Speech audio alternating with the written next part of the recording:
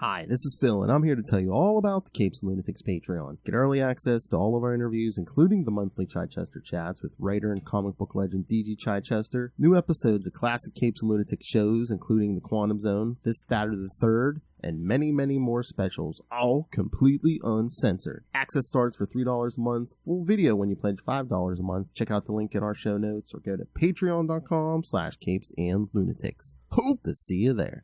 Wait a minute. Hi, this is Dan Jurgens, and you are listening to the Capes and Lunatics podcast. Look! Up in the sky, it's a bird, it's a plane. No, it's a giant mullet. It's a mullet! That's alright, kids.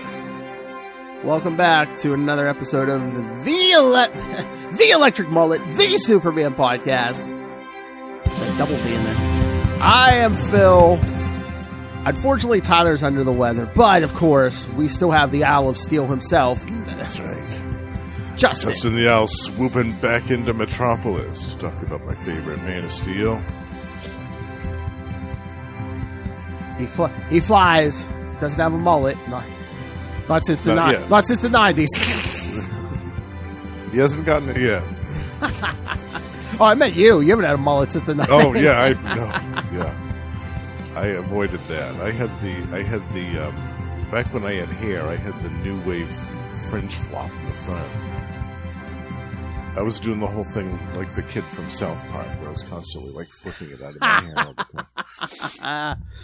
Yeah, it was great. I couldn't do the mullet. Mine wouldn't grow along; it would just grow out on top. Out, yeah. I'd have like the white man fro. Yeah. Yeah. Nice. Oh, but speaking of in breaking mullet news. Oh.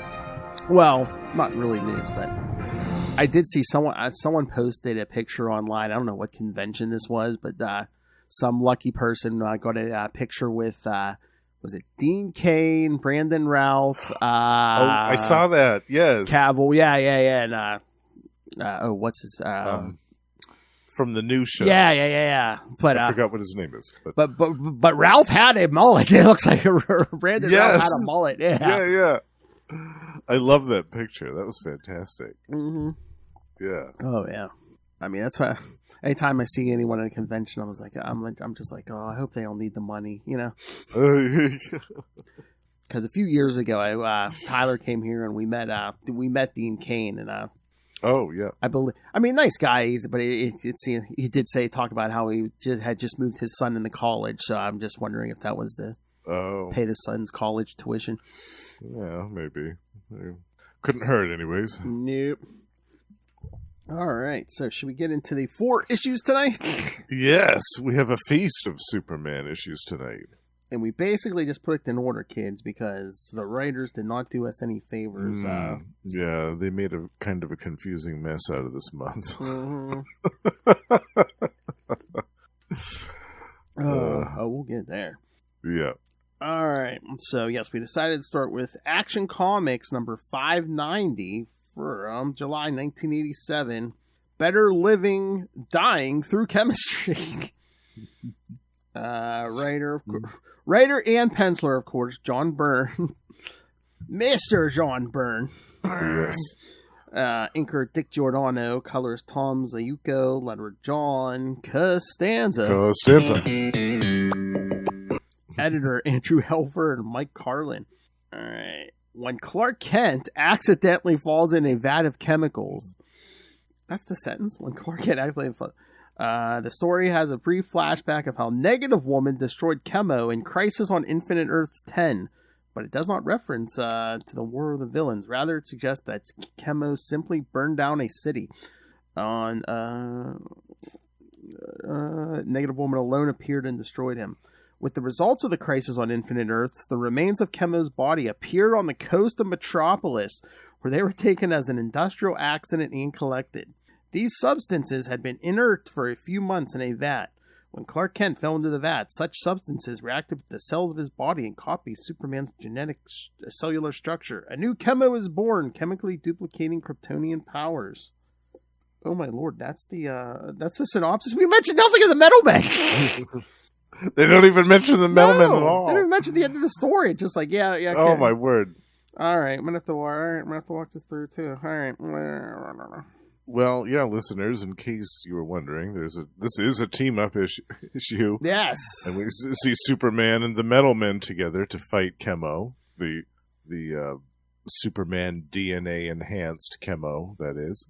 Yeah, see that he actually looks like a giant green Superman. Yeah. I love that, actually. This is the first time I read this one. I missed this one when it came out. And I really enjoyed this. I thought this was fun. Yeah, because, I mean, well, the whole story is, Lois and Clark are checking out this chemical plant, and Clark accidentally falls, into the vat because they... And I thought it was hilarious that they were walking right over this big open vat. I know, just on a balcony on a catwalk with just this flimsy little railing to protect them from falling into it. I thought that was hilarious. I said, "Yeah, this is definitely 1987. This is before OSHA." Well, this is the old DC universe never has OSHA. Or if they are around, I mean, they're stationed 24/7 in Gotham. Exactly. Yeah, they're working overtime. They're working overtime in Gotham. But luckily, Clark is able to examine himself with his X-ray vision, his microscopic vision, and says, nothing that should hurt him, but nothing that could harm him, especially with his invulnerability. But he's tingling all over. Ooh, tingly. That's when we get the flashback to Crisis. Wavy lines. I liked that little bit with the negative woman. Yes. Where she destroys him in Crisis. I forget which issue that is, but yeah, that was cool. Number 10, yeah. And again, it should have been the last of them, but then when the Earth emerged, just threw him onto the last Earth. Yeah. This is just kind of this big puddle of what was once Chemo. Yeah, but then once he got some Kryptonian skin cells, it started mimicking the Kryptonian skin cells. Yeah. And then, meanwhile, 2 days later... Now, I forget why the Metal Men go to investigate. Is it just because... Well, Chemo shows up and just grabs Platinum, and then the rest of them are like, we gotta save Platinum!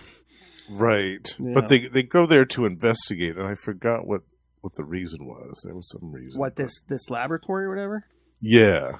I don't know if this is where they're staying, because they say Doc Magnus is telling them to stay there, and then, there's some, something in the sub-basement. Oh, maybe it's happening in the same building. I see, yeah. Yeah, I don't know, because it just seems like Chemo just, comes through the wall for some reason. Yeah. Yeah. I don't know why. I mean, unless he just has a thing for Platinum. Maybe, yeah, because they did face Chemo many times. Because Doc Magnus don't seem interested in his little sex bot right now. Yeah, that whole part was weird too, by the way, where he's talking about how she's in love with him and all this stuff. Eek. Yeah, again, there's some mystery going on here that I'm guessing, yes, must continue in the Metal Men. So, did they have their own title at this point? Do you remember? Yeah, I think so. I think they did. Hold on, let me see. I thought I saw something in the notes here. Notes. Metal Man. Oh, no. That's just the form they took. I'm going to check, too, just to see. Because I know they've had their own series a few different times. Wait a minute. I was going to say, what did it say at the end of this action? The fate of the metal. The dark secrets of Sub-Level 9 and the fate of the Metal Men will be revealed. Keep your eyes peeled for future Metal Men. So maybe there was a series coming. Oh, it looks like... Yeah, their first one was in the 60s, 63 to 78. And then there was a second one in the 90s. And then another one in 2007 and 2019. So maybe they had something else planned for them. Some showcase appearance or something. Yeah, maybe. DC Comics Presents or whatever. Russell's in the chat room. I even noticed this. Oh, hey, Russell. Justin, watch out for that puddle of mud. Yeah, for hilarity, I was watching a puddle of mud cover of a Nirvana song, acoustic Nirvana song, at half speed. Oh, is that what they played in the Batman movie over and over? No, that was a quarter speed. If this movie wasn't goth emo enough for you, we're going to slow it down. Yeah, let's slow that music right down. feel the serotonin getting leached out of you. Mike Carlin looks like the nicest man. What? I don't know what that means. I don't know what that means, Russ. I thought Chemo was a big green hazmat suit. Is that a different? Well, it's like a big container, Russell. And there's chemicals inside, and then in this story, I guess during Crisis on Infinite Earths, he gets melted. But then once the Earths merge, he gets thrown into Metropolis Harbor, where he just gets poured into a vat until he comes in contact with Kryptonian skin cells. Yes, and is mutated from there to become the new Superman-esque Chemo. He looks like a giant slime Superman. Yeah. I love that, actually. I think that's fun, just for the purposes of this issue. I think it's a fun little diversion. Yeah, and he also sprays... Oh, yeah, he's one of the editors on this book. Yeah, Russell, yeah. Yeah, I mean, I've never heard anything bad about him. Yeah, no. Yeah. He sprays a platinum with this type of like plastic. Oh yeah, so she can't adhesive substance, so she can't use her powers. Yeah, she can't change shape or anything because he has her in his hand, so she can't like shift out. And then he drops her, and the metal men have to catch her. Mm-hmm. And then my favorite part, they turn into Voltron. Yes. Okay. Remember this moment, kid. Superman's flying around, and he goes, "Boy," he's like, "This is nice." You know, there hasn't been any supervillains or anything for more than a week, and then that's when Chemo flies by. But remember that for the Adventures of Superman issues, kids. Yes. He's gonna wish that he never said that. Exactly. He definitely jinxed himself. Yes, but the Metal Men, yes. They turn into Voltron, and Mercury. I love this comment from Mercury. He goes, "I hate this formation. It's a complete waste of my unique qualities." Yes, because he's one of the legs. Yeah, I love that when they pull the Voltron thing. That's fantastic. I know. If which one's the is that Gold? Is Gold the Gold one? Yeah, Gold is the head. Yeah, I was going to say, I'm waiting for Gold to say, and I'll form the head. And I'll form the head. Yeah. That's a great part. But then Chemo covers the Metalman Voltron with all of the plastic goop. Yep. They're like, we can't change shape. And they're like, that's no problem. They start beating on him, and Superman's like, Chemo is at least as strong as me at the moment, so is this? I don't know if this could be enough. And the problem is, without Dr. Magnus there to kind of direct them, the Metal Men kind of do their own thing out of the field, and Mercury decides to change form and therefore deprive the larger body of a leg, so they just kind of flail around. Yeah, because he can become liquid. So yeah, he detaches from the body, and then he's able to squeeze out of the top there where it's not connected. Yeah, but he sabotages the rest of the group. But then they're like, "Oh, this one will cover him. No, this one will cover Chemo." And he's like, but Chemo breaks out, and then they're like, "No, if we all make a giant dome and give some room." Mm-hmm. So they cut him off because Superman's like, cut him off from the sunlight because Chemo starts reverting back to its normal self without a contact with sunlight. Yeah, he's got some Kryptonian powers of absorbing the solar radiation, turning into power. He starts boiling his insides with his heat vision. Yeah, boiling, and then using that old super breath. Oh yeah, I love it. It's like a tea kettle, man. I could just hear the steam pumping out of Chemo, man. Just totally, yeah. Boiling that nasty chemical crap. Yeah, and then the super breath to finish it off. I love it. Yeah, it just shatters the container Chemo's usually. And there's a moment of panic. He thinks that Tin, one of the Metal Men, has been destroyed in the battle, but. Yeah, because he was like broken into tiny pieces. They're like, it'll take time, but we just got to get the pieces. That's all right. We'll just sweep him up and reconstitute him. It's nothing. So like, oh yeah, all's well that ends well. But nope. At the end, Doc Magnus is like, nope, I'm not saving him. It's his own damn fault. Yeah. He just didn't listen to me. Yeah. But yeah, kids, so something's going on with Doc here. But yeah, Doc Magnus is. No, somebody put some starch in his britches that morning because he is pissed. Yeah, I don't know what. I wonder what happened with that. I wonder where they went with this. I'll have to do some research and see where the Metal Men came after this, because it looks like the next series they had was 1993. Oh, really? I mean, unless they were planning something in it. I wonder, could they have had something? Oh, I wonder. I blocked out so much of it. Well, did they have a story in Action Comics Weekly? Oh, maybe that's what it is. That'll be coming up here, yeah. Yeah, that's coming up soon. Maybe that's it.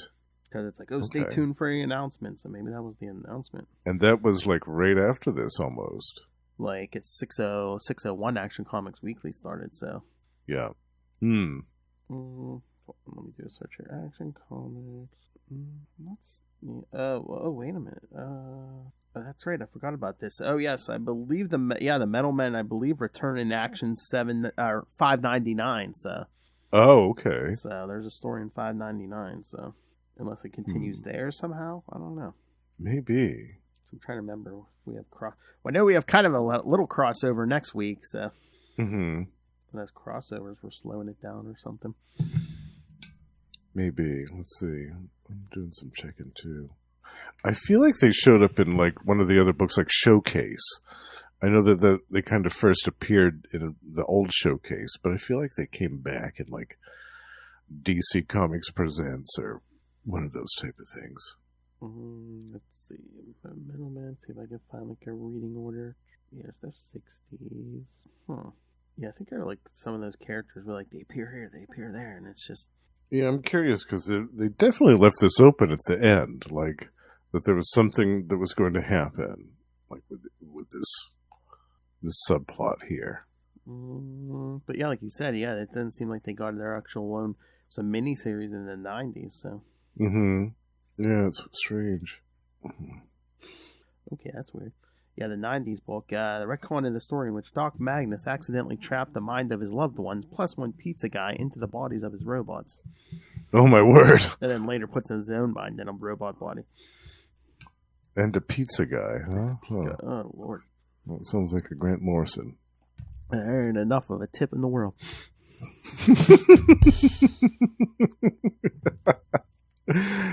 Was it Papa John's or Domino's? Oh, I should have taken 31 minutes.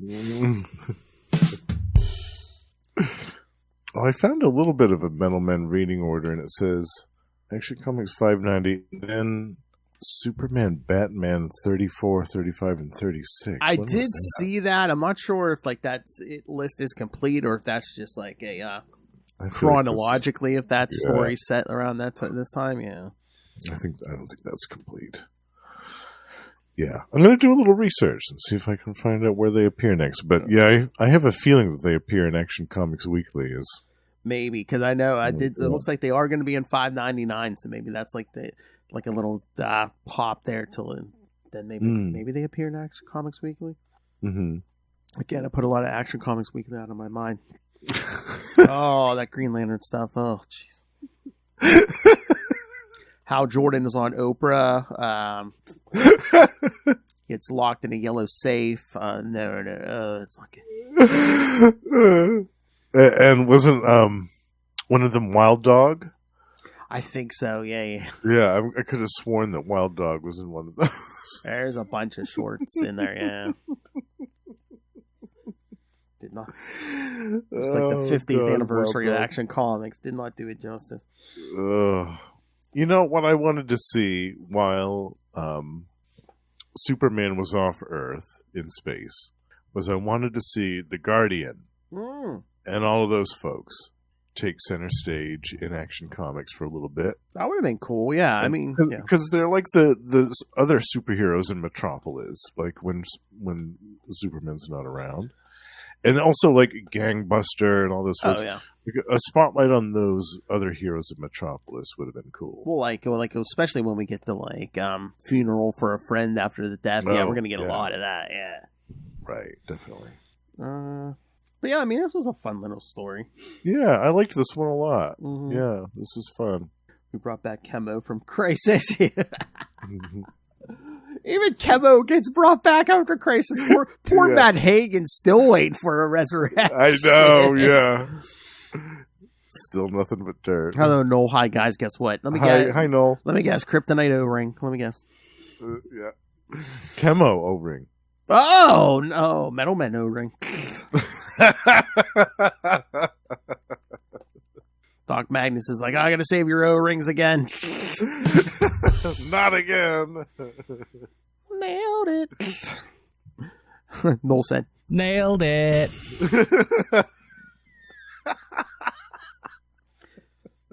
Superboy O. Oh, whoa, whoa, whoa. Wow. Whoa, To Catch a Predator. Slow down there, okay? Oh. I'll have you know, if you're going to talk sexual innuendos about anyone, it better be of age. Care if they're fictional or not. We're wild here, but we're not that wild. Wild. That's right. Like an animal. Ah, there you go. Oh, there's the alternate title, Noel. To Catch a Predator and Prey. Yeah.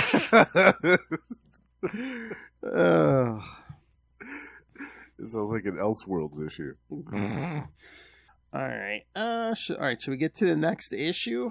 Yeah.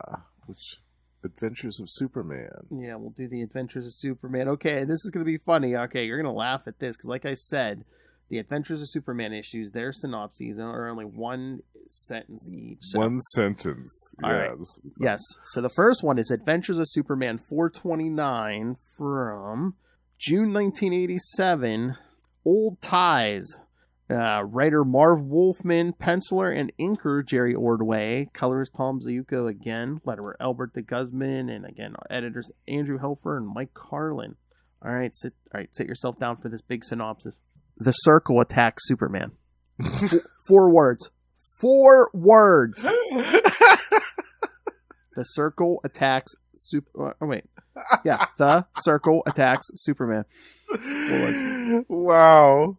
They could have pared that down to 1 word and just had it be fight. I mean, why even go to the bother, you know? Yeah, I know. That's crazy. If I had the time, I'd go through and brush up some of these DC Wiki entries. As As a matter of fact, DC, get on the horn with me, and we'll work out a contract. I'll do it for cheap. Yeah. The big book of Electric Mullet. Oh, that's right. Yeah, yeah. I'll write detailed synopses for all these 80s and 90s issues. Or I'll do it for cheap. Or do our own website. I was going to say, ask Will. He has the technical knowledge. He created a whole Quasar website. So. Oh, yeah, the Quantum Zone. Yeah. Yes. Yeah. I said it's so funny because I ran across that website years before I ever, met him, quote-unquote, met him. I was like... Yeah. I was like, because I remember when we first met, he told me about that website. I'm like, I was on that website years ago.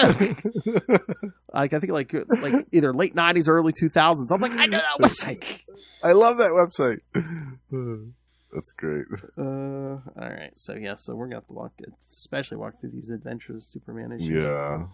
Luckily, the plot is light on this one. Yeah. The plot is very light on this one. The opening is that Superman saves his crashing plane. And then the secret cabal, the Circle, who pestered Superman back in Karak, what was it, 2 or 3 issues ago? Yeah, I mean, the ones we still don't know a lot about.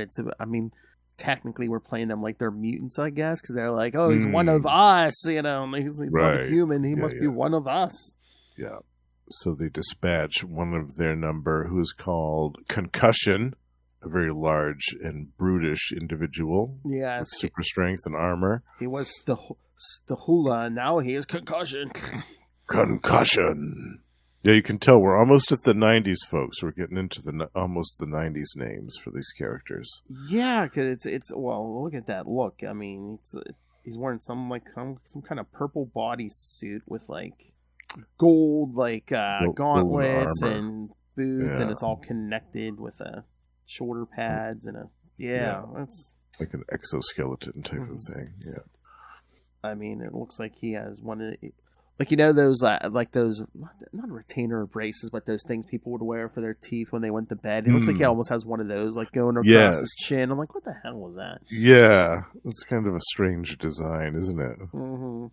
I wonder if that's to keep his chin in place after his jaw in place rather after Superman knocks him out. Exactly. Just in case, you know. I mean, okay, so what do you think about the whole plane rescue in the beginning? Because, like, Superman's, like, pushing the plane away from the city, and he's like, well, at least the city's safe. The people on the plane will die. He's like, no, wait a minute. I'm going to save the plane, too.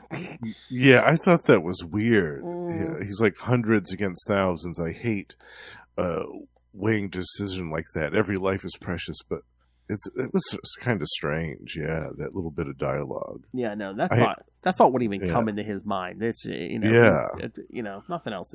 Again, it was easy. It's like pick up the nose, keep it going until you hit the water. You can skim it across the water. Yeah, he didn't have to put that much extra effort into this. Maybe it's because he was. Maybe it's because he's tired. Because unlike the Action Comics issue, he says here, he's exhausted. It's been an exhausting week. Yeah, he needs to go home and take a rest, he says. So, yeah. Working overtime, That's how it is in 1987 when you're Superman.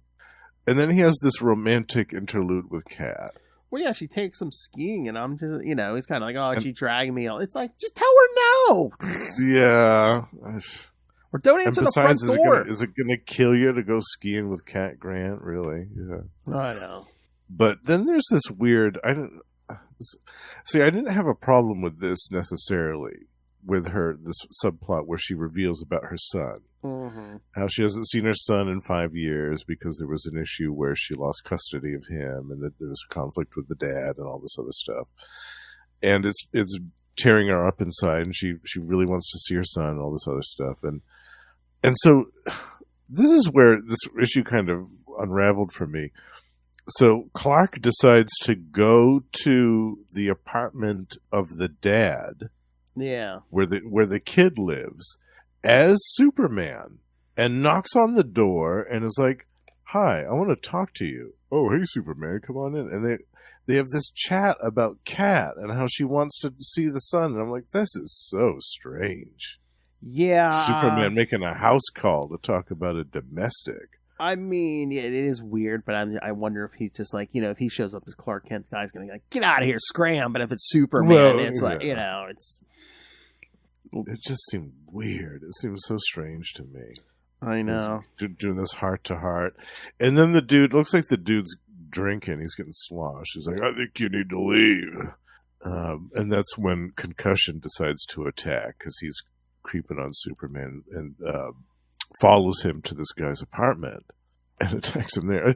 I just thought it was strange. I mean, I thought if they wanted to introduce this subplot with Kat's kid, then that's cool. But having it take place in this issue while Superman's being hunted by this character called Concussion, I just thought that was really weird. Yeah. I guess they wanted to tie it in. I don't know if we're good with getting these the supporting characters in here yet in these subplots, but yeah, that is weird, because it's like, because they both Adam and his father both get injured, so it's like, okay, right. Yeah, and to his credit, Concussion is putting the boots to Superman for a while. Mm-hmm. Oh, he's tired. Yeah. That little ski vacation wasn't enough. Well, it's hard to tell how long they're there. I mean, was it hours? Was it a day or two? What did you think about that? I mean, I know this book is written by Wolfman. He's not John Byrne, but it's like, how'd you feel about the kiss with Kat? Oh, I was fine with that. Okay. Yeah. Let Clark have some romance for sure. Yeah. I'm just like, I don't know, man. They're writing him kind of horny this era. I mean, there's Kat, there's Lois. Wonder Woman keeps straying into his mind. Oh yeah, there's the dreams. Yeah. I know. I'm okay with it. Okay. Sure. Yeah. Clark have some fun. Yeah. I mean, I guess we have super hearing, super breath. I mean, I guess super libido is not out of the question. He's a young Kryptonian guy. He's got hormones. What is he, 29, if that? Yeah. Yeah, And besides Cat Grant, I mean, if he was all... was all cuddled up to Cat Grant on that ski lift, you know. Let nature take its course, yeah. No, I don't have a problem with that at all. That was fine. I thought that him and Cat Grant were a great little item. Oh yeah, for a while. Yeah. And I guess you can't jump to the lowest relationship right away. So you know. Yeah, exactly. Yeah. Yeah. But I love it. You know, Kat's kind of like throwing herself at him. You know, there's always off and on stuff with Lois, but it is still he's like, oh, Wonder Woman. Yeah. I saw her once. I can't get her out of my mind. Yeah. The one that got away. The one who can take out everything I did. The one who can take it. The one who can take out what I dish out. Yeah. Yeah, and she could slap him around some. I bet you like that. Oh, yeah. Tie him up. Oh, yeah. Yep. With that lasso. Tell me the truth. I had a few dreams about you. Oh, I love it. Like you said, concussion attacks while he's in the apartment talking to them, and then Superman eventually kicks him through the wall when they get down into the park. It's wintertime, so they're fighting against a snowy cityscape, and finally... Concussion can take a hit, but like you said, eventually he hits him. He's just like, come on, and then concussion like passes on. It looks like he hits him in the chin too, so that little bar thing actually maybe saved his chin from getting dislocated. Maybe that's what that was for. Yeah. But then Adam's so afraid he doesn't want Superman to touch him or his father, so Superman is calling an ambulance. That's gotta hurt. Ouch. And I love this next part where they've got concussion in a jail cell, and the Superman says, I've installed an energy dampener. Where did he get that? Where did you get that? I was expecting him to say something like Professor Hamilton. Either had one of these laying around. Either Hamilton or I swung by Star Labs, something. Star Labs or somebody, but energy dampener. Do you have that just hanging around in your back pocket, Clark? What's that? What's the deal here? In your apartment closet? Yeah, where is that? Yeah. We said he installed it, but I mean, I guess he could have picked it up and he installed it, but where did he get it? Where did he get it? Yeah. I love that little detail. Oh, yeah, we haven't seen Hamilton in a while. I'm trying to remember when he... That's true. It's been 3 or 4 or 5 issues. Yeah. I bet... I have a feeling he's coming back soon, though, I think. Yeah, I think so. Yeah. And then there's another tender little moment with Kat and her son. Yep. Yeah, that's essentially where that issue ends. Still, the mystery of the circle hasn't been resolved. Nope. We've got that plot going on some more. Like I said, I'm trying to remember. I think they end it kind of abruptly, and it's kind of just like, oh, that's gone. That's over. Next plot. Mm-hmm. Yeah.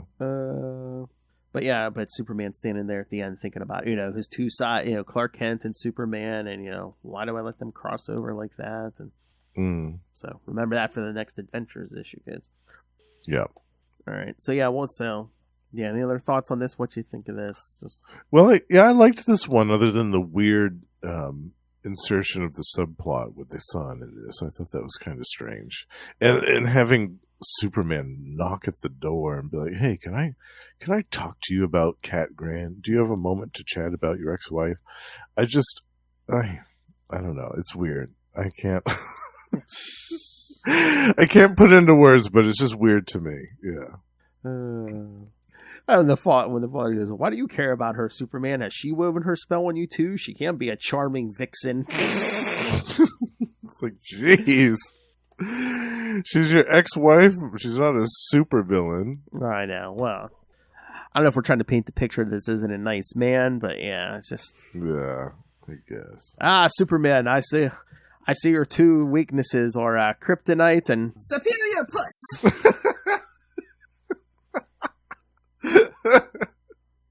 This area pretty much is. Yeah. Basically. It's not far from the truth. Boy, concussion in this dialogue. My fist can shatter anything they touch, Superman, even you. Yeah. So, yes, kids, the synopsis was true. The circle attacked Superman. Yeah, that was accurate. Whoever wrote that, they definitely did their did their due diligence. Nothing about Cat Grant. Nothing. Yeah, they didn't even name concussion. Oh, yeah. Yeah. Just the Circle. Wow, why name him? You know, that guy from the Circle, man, he was quite the jerk.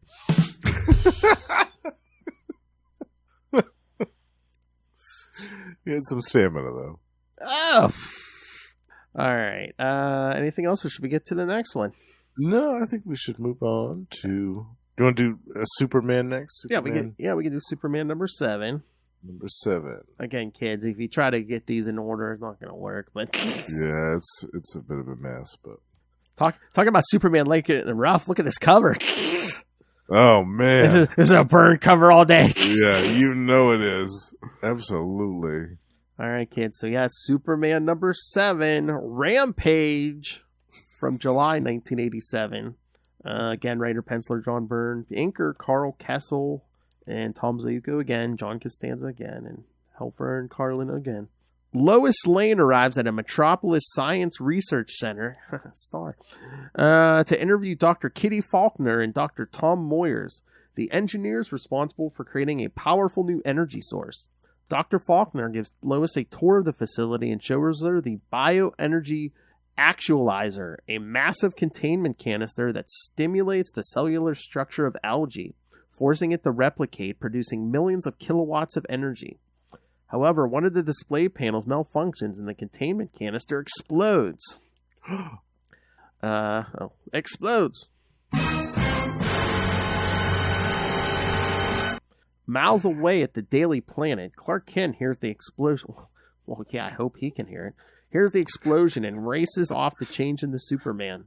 He arrives at the science building only to discover an 8-foot-tall, orange-skinned female creature known as Rampage tearing through the wreckage. Dr. Moyers approaches him and tells Superman that the creature was once Lois Lane. Superman and Rampage begin fighting one another. He is astonished to discover that she is nearly as strong as he is. Rampage grabs Superman in her arms and begins smashing his body across the pavement on the streets. Getting really old. Smash it!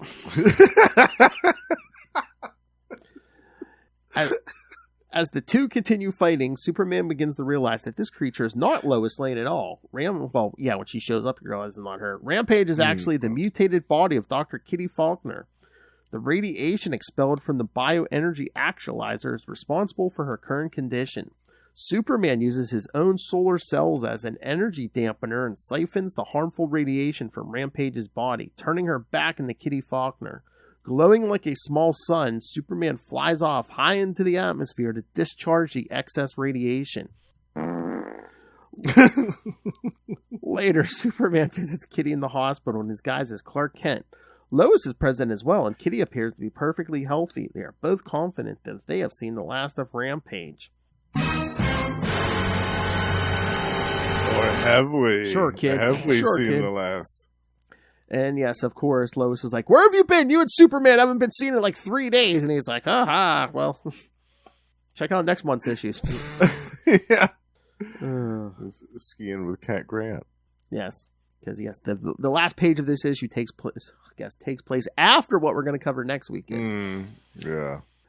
See why this continuity is getting harder. And we need something like a triangle number or something. Yeah, something like that would make things so much easier. And yes, if you were reading these on the app, I know they did put. Was that the Adventures issue? Yeah, they had an annual there. Yeah, we're gonna get to all the annuals here soon, kids. Yeah. Because Dr. Moyers appears next in Superman Annual 1. So. Yeah, I was going to say there's some big stuff coming up in one of these annuals. I forgot about this. This is the first post-crisis story where Superman utters the famous phrase "up, up, and away." Oh, no kidding! First time nice. Post-crisis. Yep. Okay. That's cool. Oh man, this even tells me the ads that were in the original. Okay. An M&M chocolate candy ad. A rain blow bubble gum. Okay.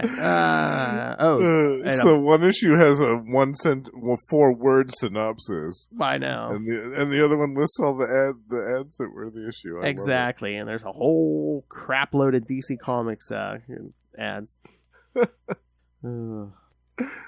That's great. I know. Like, you can tell what people like and don't like. Yeah. All right, Justin, what do you think of number 7 here? I love this one. I love the new villain, Rampage, even though she wasn't really a villain. You know, she was just somebody that was exposed to a bunch of mutated algae, you know. Kind of happens. Mutated algae. I know. But there's a few panels in this issue that made me laugh. One in particular was when Superman is flying up in the air with Rampage. She's got a hold of her by one of her legs, and she's flailing, and she's like kicking him in the face with her other foot. And screaming. Oh yeah.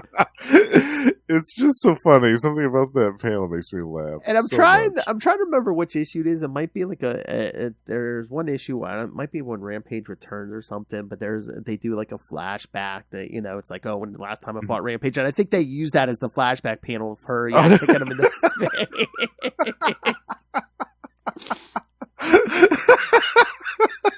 Remember this classic scene? He's probably still got the imprint of her foot on his face all those issues later. I don't want to say she has foot fungus, but she got her powers from algae. They've got a spray for that. Oh my!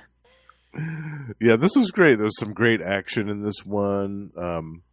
We got another appearance of Maggie Sawyer and her unit kind of coming in and doing stuff, which we hadn't really seen a whole lot of that since I think the Bloodsport issue, right? I don't think so. Yeah, or even maybe before that. So I liked seeing that too. That was nice. Yeah, because Dan Turpin's like, I'm tired of sitting on my duff. Yeah. Yep. That's when they get the call about Rampage. Yeah. Yeah, it's good stuff. And I also laughed at the professor, just the fact that he, without even knowing for a fact that it was Lois, that Rampage was Lois, he just blurts out to Superman, "That's Lois Lane over there." I know, but because he was like, wasn't he like, Lois Lane was standing there? But I'm like, weren't both women standing there? Yeah.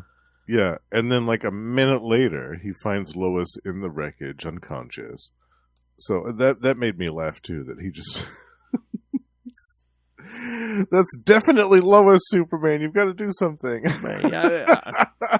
I mean, you better be careful. I mean, Superman might start to get the wrong ideas if he thinks that's Lois.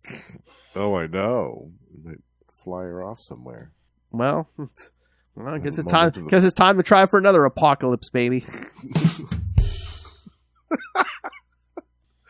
Have a tender moment in the Fortress of Solitude. Imagine that Kryptonian algae, baby. With permanent rage issues. Oh, look, they even gave you something here. Him racing to the supply closet to change, man. He gets some yeah. shirtless Superman, yeah. Got a little chest shot there. I like that very much, John Byrne. Thank you. But he's always looking out for me. Yes, and to prove my point, he's equal opportunity pervert. Yeah, he's giving you men and women. Yeah. Oh God, yeah. But no, like to my earlier point, then Clark's sitting there before he hears the explosion, trying to score an interview with Wonder Woman because he needs another. Oh yes, glimpse of her. Yeah, that's so funny. It's like, am I acting crazy or what? I barely even know the lady. Met her once in Washington. Yeah. I like too that he, when after the explosion, he uses his super speed and flight to create kind of like a cyclone. Yes. To take I don't think we'd seen that yet in the series. Him kind of doing that to put out a fire, and I always liked that. Yeah. But yeah, of course, Byrne draws good fight scenes. Yeah, we get some great. He draws like debris and rubble, just so good. There's nobody that can draw that like him. He's got a great inker here with Carl Kiesel. A great match together. Yeah, it's a great combo. Just funny, this 8-foot woman or she's getting bigger too, and she just grabs she's holding Superman off the ground and stuff. slinging him around by his leg like he's a rag doll. It's great. He has to burn off all that excess energy. So he has to run into a lightning bolt. Yep. And then, This isn't the first time he'd do that, too. The last time, that he would do that. He's going to do this absorb thing again. Yeah, because again, that last page, Lois is talking to Kitty, and she, it's like, oh, Superman hasn't been seen in 3 days. Clark Kent's missing too, and Superman hasn't been seen in like 3 days. Yeah. Lois is like, you're not going to tell me? He's like, no, Superman didn't want me to. And luckily, he wants it all secret. Otherwise, I'd scoop you again. But yeah, so yes, kids, the next issue box does say, where's Superman been? Or perhaps we should ask when. Find out in 30 days in Superman number 8. Yes.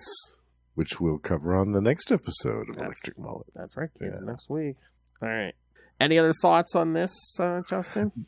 No, I really liked Rampage, and I'm glad that we got to see her again actually pretty quickly after this issue, if I remember right. It was maybe, a year or so after this one. I think so, yeah. Maybe? It's not too long, yeah. Yeah, I think it was Kerry Gamble that did the artwork in that one. But, yeah, great character, great... I wouldn't say villain, because I wouldn't call her a villain. She's not... She's kind of like a rampaging force of nature, kind of like a female version of the Hulk. Science gone wrong. Exactly, yeah. But a great foe, I guess you could say, for Superman, for the purpose of this story, yeah. Like a physical always challenge. Excellent artwork, yeah. Yep. All right, so should we get to the last one? Yes, Adventures of Superman, number 430 from July 1987. Yeah, enjoy these adventures, kids. There's no Adventures of Superman next week. Right. Yeah, July 1987. Homeward Bound. Same as the other Adventures issue. Marv Wolfman writer, penciler, and inker Jerry Ordway, Tom Zayuko, Albert de Guzman, Andrew Helfer, Mike Carlin. All right, we got a bigger synopsis this time. We're going to double our word count this time. Oh, is it 8 words? Yes, sir. Wow. Okay. All right. Superman's career conflicts with his parents' anniversary party.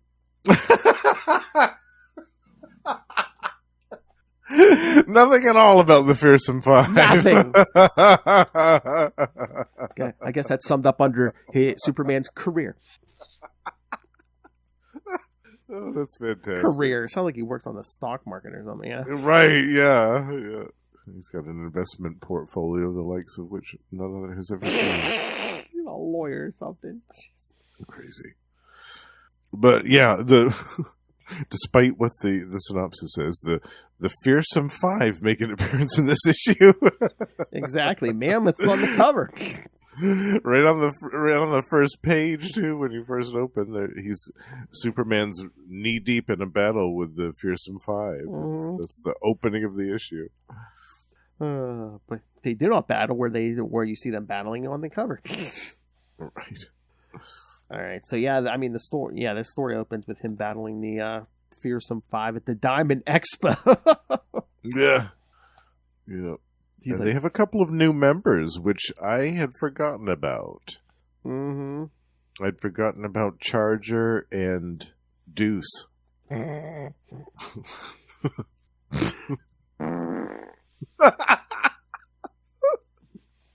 Oh my.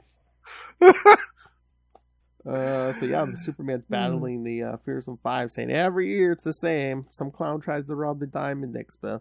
Yeah, this time it's 5 clowns. Mm-hmm. But Charger actually, shocks Superman, and then the rest of them, start piling on him. Yeah. Mammoth hits him from behind. Oh. And then starts stomping his face into the floor. I know. Poor Superman. Oh, man. So the new members are like, we should kill him! And the rest of them are like, no, we're not. No, let's get out of here.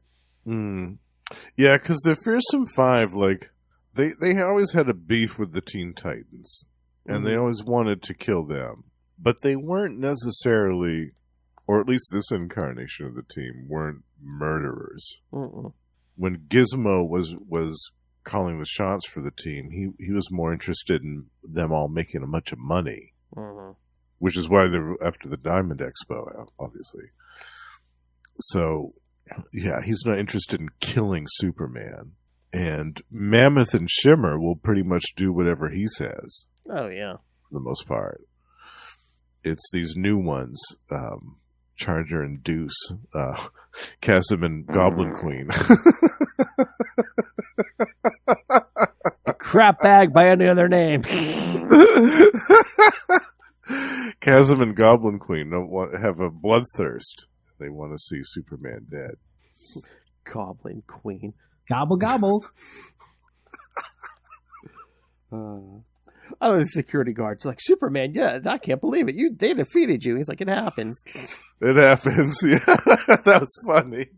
But just like in the previous Adventures issue, yeah, Clark's like, yeah, I missed a bunch of assignments, and he's missing all these stories, and yeah, so Perry's mad. 5 assignments shot to hell, 5 stories this week. He's like, I guess he missed a meeting with the president. Not the mayor, not a union rep, the president of the United States.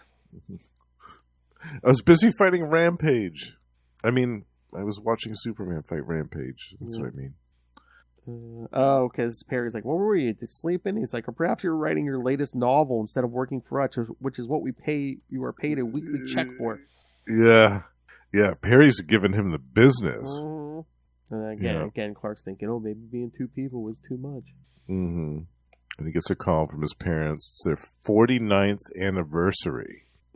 I mean, I guess it's so they're so completely surprised, but I'm like, we're going to throw a big party for the 49th?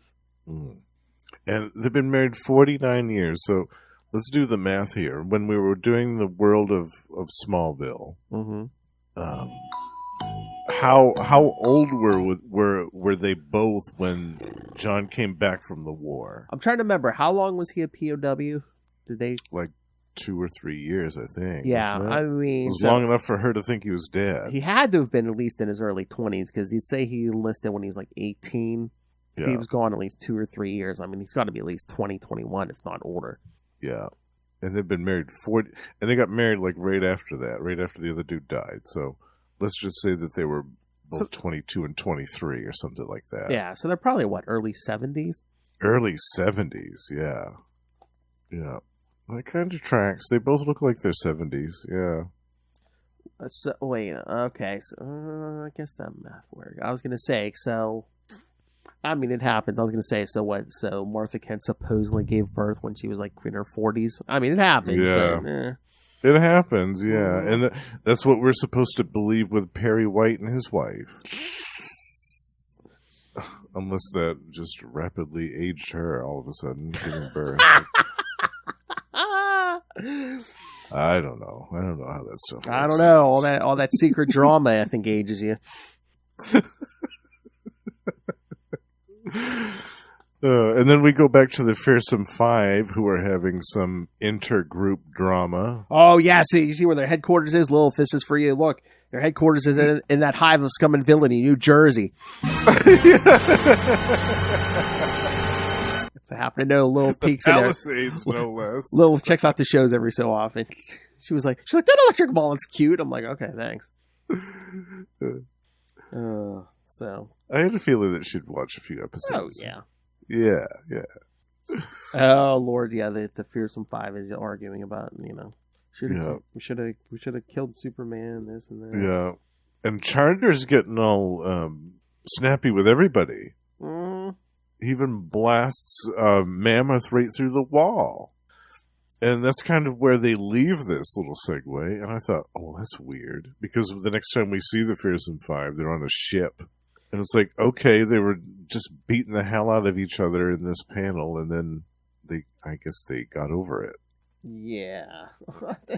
Well, I mean, I guess if you're a supervillain, you're used to some fighting, maybe. I guess. It was just, again, that seemed kind of strange to me.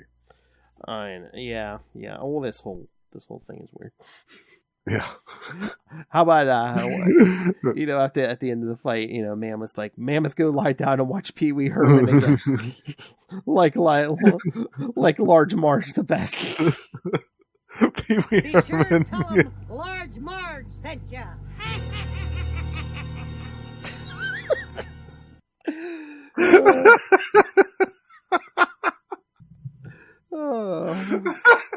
Hold on, kids. I gotta knock him out of that chair. Be sure and tell him Large Marge sent ya.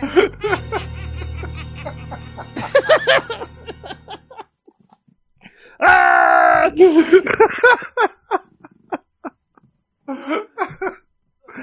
One of the best scenes in any movie, anytime. I know. Oh, I was gonna say we were mentioning Pee Wee Herman today, but no, Lilith said the magic words. I hit the button because she was like Frank Miller. I'm like, you said the magic word. Oh yeah. Your mother's a whore.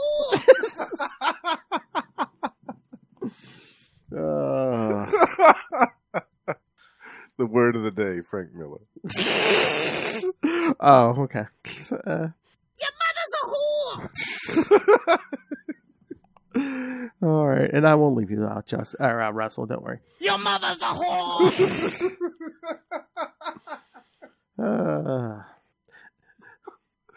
Be sure and tell him Large Marge sent ya.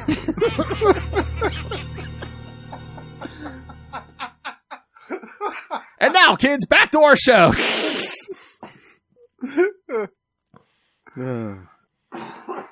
So then, meanwhile, we get the montage page here of Clark's.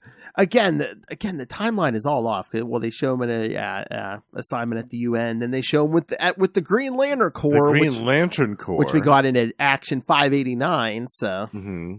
Show him saving a bus. I love the first Superman movie. He misses a date with Cat Grant. And the picture of his face with where it's supposed to be half Superman and half Clark. There's only glasses on one side. Yeah, it looks like he's wearing a monocle. I mean it made me burst out laughing the first time I saw it. Oh, Clark, that's a mighty fetching monocle you've got. No, call me Baron Superman.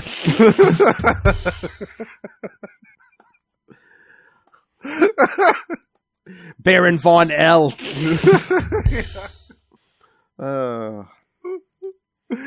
See, yes, again, another busy week. So, because yes, on Thursday we see the battle with Rampage. Yes, here we go. There's a reference to Rampage right there. And this is all supposed to be in a week. He's doing all this stuff. And then it says, you don't want to know what happened on Friday? So, is that a reference to what we're covering next week? Oh. It just says, you don't want to know what happened on Friday. I wonder if that was the fight with concussion. Maybe. That happened in the previous issue. Again, who knows? Who knows? The timeline is all love. Oh, you don't want to know the things I've done. It is a bit of a mess. And then there's a weird panel down there. It looks like doctors and nurses getting let out in handcuffs out of the Shady Rest nursing home. Oh, yeah. What's that about? Yeah, and then it says, by Saturday, Clark has only completed 3 of 6 assignments. Perry is not happy. Mm-hmm. He's going to get fired. Yep. And then the next thing they see is Clark talking to his old Smallville buddy Dave, I guess. It's like, yeah, all the food should arrive. And he's like, yeah, I know the flight's leaving. Or no, the express train leaves in an hour. I'll make it. I'll make it. Yeah. But then he gets a call about anonymous tip. The Fearsome Five are aboard the Augustus Mandrill. Yeah, big cruise liner. Yep. And it's true. He shows up. He thinks, for once, Clark has to take precedence over Superman, which means I can't waste time in some prolonged battle. I've got to get in and out of here fast. Yeah, he's got to make it to that anniversary. Yeah, I mean, again, I know there's 5 of them. They all have powers. Again, I'm like, why aren't you just like punching them into the ocean? Right, exactly. Like, especially somebody like Charger. Yeah, like knock him into the water. I don't know, or maybe just once you start throwing people in the water, next thing we'll hear is Mammoth can't swim. Oh, that's true. Yeah, that's true. Yeah, I got to be careful with that. And plus, Mammoth weighs so much, he'd probably just sink right to the bottom of the ocean. Yeah. Oh, Mammoth takes him like stomps him through a couple floors of that cruise ship. Yeah. Yeah, they give him a pretty good fight, Superman. do a pretty good job. Yeah, because when they hit the bottom, Superman's even like, I was too cocky, thinking I could take them all as easily as I might stop some common cat burglar. I forgot my powers aren't infinite. I'm stronger than most people. That doesn't make me completely invincible. Mm-hmm. But yeah, then we see the 49th anniversary party has begun. Yeah, they're whispering to themselves, I wonder where he is. Oh, no. I know. 'Cause they're worried, of course, that he's... it's got to be something dangerous. He wouldn't miss the wedding anniversary unless it was something Superman related. Yeah, well, especially Ma. Pa's like, yeah, he's he's busy. Mm-hmm. Let's just enjoy the festivities. Yeah, again, it's like, I mean, if you're his parents or, eventually Lois, it's like you can't get mad at the guy because it's like, oh, he missed this important event. Well, yeah, but if he didn't, how many, people might die. Exactly. Like all these people on this cruise liner, hundreds of people who would probably have drowned because, what is it, Shimmer, she decides to dissolve the entire ship with her powers and transmute the entire structure of the ship into air or something. So all these people are just flailing around in midair. Superman's trying to catch them all. And never fear, kids. We do get a love boat joke in here. Yes. Well, we had to. We got to, yeah. Oh, yeah. Okay, I was looking at the notes for this. Mammoth is considered less intelligent in this issue than he had been portrayed previously, whereas before his tendency to speak in the third person seemed to be a deliberate affectation. In this story, he's only capable of broken English. So we might have dumbed him down after Crisis. Who knows? Mm-hmm. Yeah. Maybe. I can't remember. I read some Fearsome Five stories in the Teen Titans, but I think that they were after this. Yeah, it's been a while since I read those. Yeah, I think they were the ones I read were after. Because Simon was back. Simon was back leading them. Simon with a P. Yeah. I remember Will and I covered, there was a Titans and Green Lantern crossover. We covered the story. It was Simon, and we just kept going to Simon. Simon. Simon.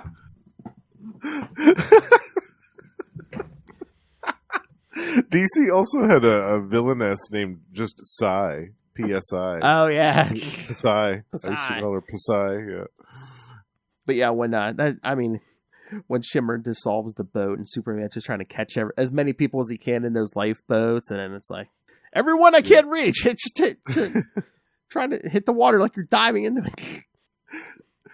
Oh man, poor Superman. He's got his work cut out for him with this one. Yeah, and then eventually, I guess they all get in lifeboats. He tows everyone back to shore. Yeah, hauls them all back all at once. And he's thinking, oh, I can't. It's hard to be two people. Clark Kent loses out again. But yeah, he gets there just as the party's ending and everyone's leaving. Mm-hmm. His cape's all ripped up. Yeah, he goes, I've been fighting a war, Pa. A war between a legend and a man. And the legend won. Oh, my. But he's like, I screwed up your anniversary. And he's like, you did? What? He's like, me and your mom had a wonderful time. Give him the whole oldie and you're here for a reason. Yeah. It's not to throw parties. Yeah. Yeah, kids. This is Superman 78, Pa Kent. This isn't Kevin Costner saying, no, let me die. Keep your secret. Yeah. Right. Exactly. Fundamental differences here. Yeah, but yeah, he's like, you can't take on the whole world's problems, even if you want to. Maybe especially because you want to. Do the best you can, but remember, you're only one man. Yeah. And you're a good man. You are doing your best. Don't ever forget that. Aww. Good old Pa Kent. Can always count on him for a good heart-to-heart. Yep. So he's all energized because the next day he tracks down the Fearsome Five. He goes, it looks like that phone call was right. That's so funny. Yeah, he's cocky. He's cocky now. He breaks through the wall and goes, that number 5, does that represent the number of people in your group or your collective IQ? Yeah. Yeah, I love it. And then Mammoth goes to punch him and he just puts his hand up and catches it and yawns. I know. Mammoth is stronger than anyone. Only your breath. Yeah. Then he's just like kind of trips him and lets Mammoth run headfirst into the wall. And pins him under some debris. Shimmer tries to use her powers against Superman, but then I love this part, Phil, he gets out a slingshot. Superman gets out a slingshot. Out of the debris, yeah. Yeah. I love that. That is fantastic. Because Shimmer turned the floor to quicksand. I'm like, he can fly. What's that going to do? Yeah, and he's super strong, so it's not like he can't free himself from that. Mm-hmm. I asked Shimmer if their typical late 80s, early 90s costume with the convenient cutouts. Yes. The boob window. And the belly button window. Yes, definitely. But yeah, Charger's like, I can destroy Superman. He's like absorbing all this power. He's like foaming at the mouth. But yeah, Charger says, yeah, me and Deuce called you because we wanted to hoping to lead you to your death.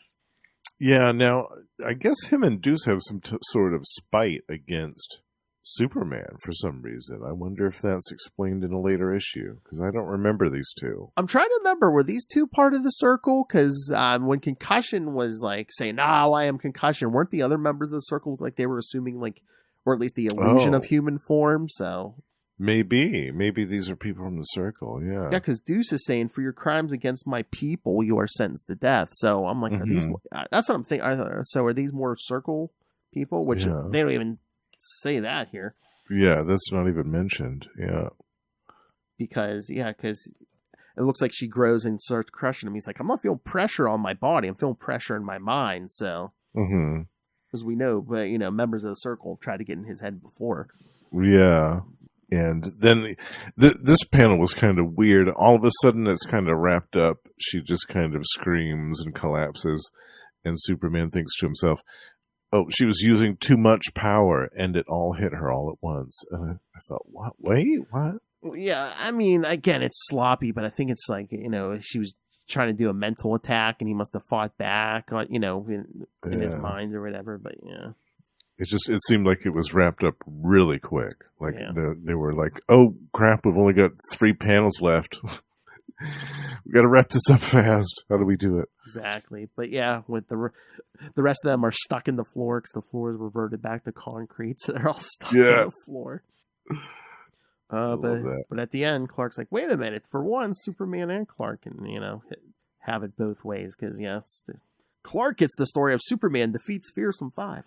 Yes. Wait a minute. So doesn't it look like Deuce is knocked out and like Charger is like caught in the floor or whatever? Mm-hmm. Because under the headline it says 2 new members escape authorities. Oh, I guess they escape later, but I'm just maybe that's what I'm thinking because they're members of the Circle. So yeah, I wonder if we'll see them again in an upcoming issue. Yeah, let's see. Yeah. Oh yes, and we remember them. And we won't get to this next episode, but yes, the next issue of Adventures of Superman is the evil of Dr. Stratos, who I believe we see once and never again. Oh, one-time villain. I love those. Dr. Stratos. That'll be a good one. Uh-oh. Yeah, I haven't read a lot of these Adventures of Superman issues, so this is fun for me. It's been a while since I read a lot of these. Yeah. All right. Thoughts on this, Justin? This one was fun. I mean, it was a little bit all over the place, and I get the whole drama of Superman and Clark trying to coexist and have maintained 2 different identities, but I mean, I applaud the attempt because it seems like it's like, oh no, this is pre-crisis, so it's not like Silver Age where Clark is so good he can maintain both lives with no problem and yeah. And I like that they grounded that with a little bit of realism that it's tougher than it looks to maintain these 2 lives, and I get that, but the continuity stuff was kind of all over the place, as we mentioned before. And I just don't understand, why Clark thought that if he didn't show up to his parents' 49th wedding anniversary, like that was going to be the end of the world. And he was beating himself up over that. I mean, as long as he showed up, which he did, he made an appearance and he showed up to wish them a happy anniversary. I don't understand the whole self-flagellating drama aspect of it, I guess. I mean, I get he wants to be there, and again, it might look bad to people who don't know his identity if he's not there, but I'm just like, those parents know if you're not there, you're doing something important. Exactly. Yeah, and the opinions of the other people don't even matter in the face of that. Yeah.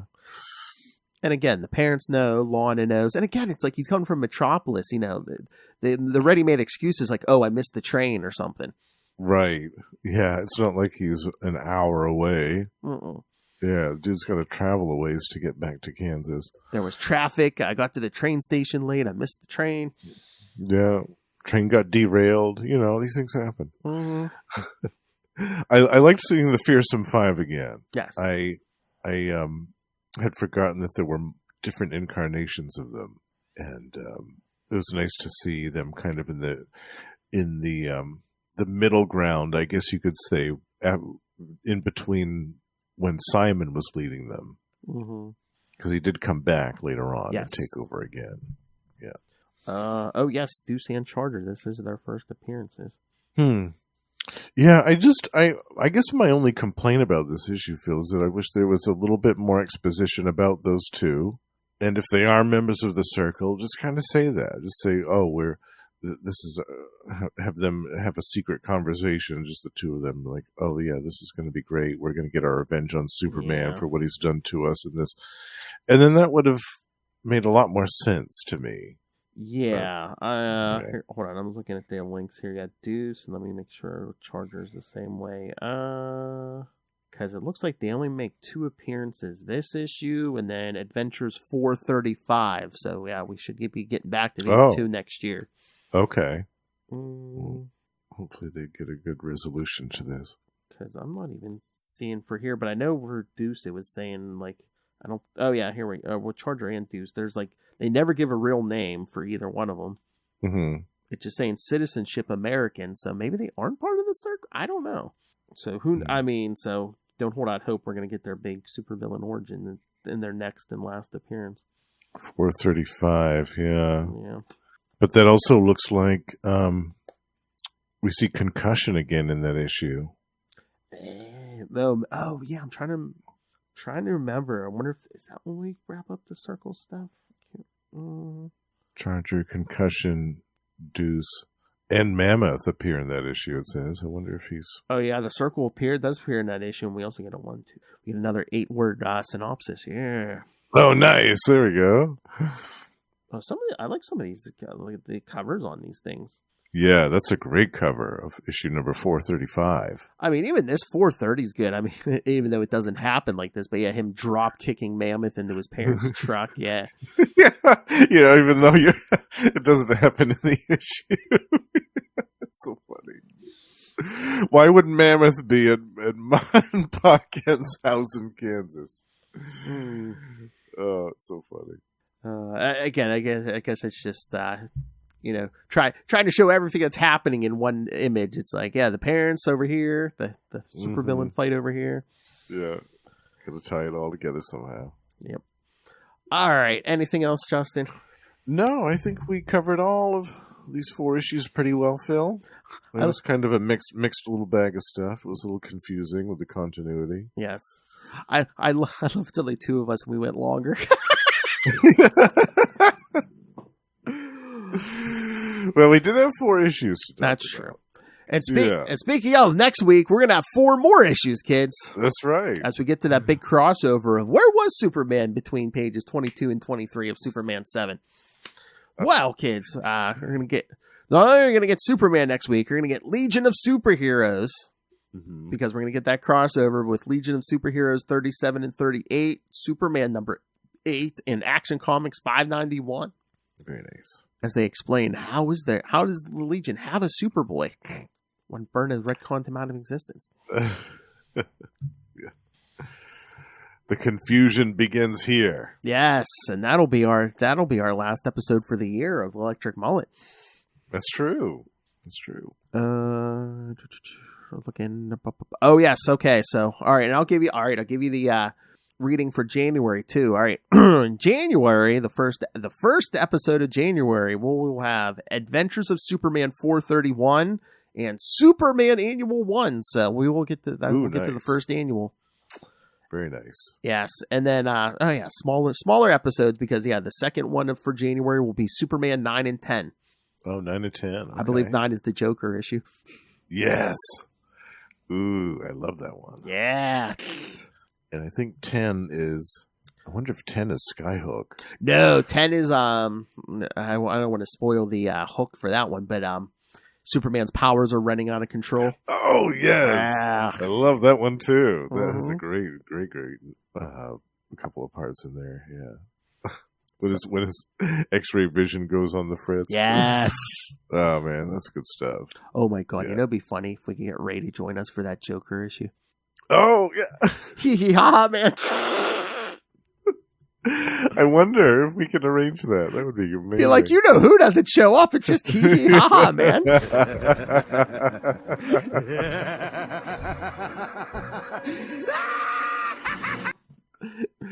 All right, kids. Oh, Ray, you at least have to send feedback for that one. Yes. All right, kids. Send us your thoughts. Email us, CapesandLunatics@gmail.com, or call the voicemail 614-382-2737. That's 614-38-CAPES. And remember, you can find all things Capes and Lunatics, episodes, social media, merchandise, the Patreon. Join the Patreon Elite. Yes, join me in the Elite. You get all the bonus episodes, all the perks, all the good stuff. You get all the uncensored Lilith Hellfire you could ever want. Yes. So, yes, join Justin and Russell and Moz and the King of Sausage himself. Sausage! It's fine having a sausage fest. Gobble, gobble. All right, so yes, find the Patreon and everything else at tubespace.io/CapesandLunatics Podcast Network. That's tubespace.io/CapesandLunatics Podcast Network. Go sign up now. Sounds like a plan, Jan. All right, all right. Hopefully Tyler will be back next week. If for now, go check him out on the Krypton Report, his own podcast where he talks more Superman. So. All the new Superman comics. Yes, and I believe I saw it. Yeah, and they'll do other things. Did I see something about like they're going to discuss like Superman and music and stuff, like all the pop songs that like they mentioned Superman and stuff. So yeah, always something different over there, kids. So yeah, check out Krypton Report. If you're a Superman fan, check out Krypton Report. All right, now let's get to this man. All right. Sit down. Give me 10 minutes of his plugs. All right, Mr. Justin the Owl. Just a few. He's here twice a month at least for Electric Mullet. I can catch him the last week of every month on We Are the Night, the Batman podcast. As we talk Jean-Paul Valley, starting in January, we're going to get to that Azrael ongoing series. So yes, you can catch me and him every week on Marvel Tales over on Capes and Lunatics, as we discuss something new from Marvel every week. It's something different every week. So something different, something cool, something exciting, something fun. And get on board. Energon Universe, me, Justin, and Russell discuss all the new Transformers stuff coming out of Image Comics right now. By the time if you're listening to this on the podcast, the second episode should be out. So that's a monthly. Yeah, good time to jump on. Which, thank God, it's only a monthly because Justin, you have so many more podcasts. Where else can these kids hear you? In addition to all those shows, there are 4 other shows you can find me on every month. Russell and I co-host Gamma Charge, the strongest podcast there is, where we talk about the Incredible Hulk and the sensational She-Hulk twice a month. We also have a Patreon, so go check that out. And you can also find us over on the Tomes of Evil podcast network, where we have reactivated Gone the Form of Man, the Etrigan podcast. And we're talking about DC's Demon, going all the way back to 1973 and 4 with Jack Kirby's first Demon series. And if that isn't enough, me and Russell, we are joined by Ray and Sparky over on Predator and Prey, the Yocha podcast. That's twice a month as well. And we talk everything to do with Fox's Predator in comic books, movies, action figures, and more. And last but not least, my solo project, The Lost Library of Legends, a podcast dedicated to the forgotten and unsung comic book series of the last 40 or so years, is available to listen to now. And there should be about 3 or 4 episodes of that out by the time that this episode is available. Scream at! It's so salty. That's seawater on that outside that cruise ship. Come on. Tapping my way downtown. Well, that escalated quickly. Cock-a-doodle-doo. Kent Farm. Cock-a-doodle-doo. Yeah. There's lots of roosters crowing on that Kent farm. Ew. All right, kids. Thank you for joining us again. Come back next week for that crossover with Legion of Superheroes. Legion of Superheroes 3738. Superman number 8. An action comic. I think it's like the first Legion of the first and the last part of the Legion of Superheroes, and then the 2 Superman issues are just in between. So Okay.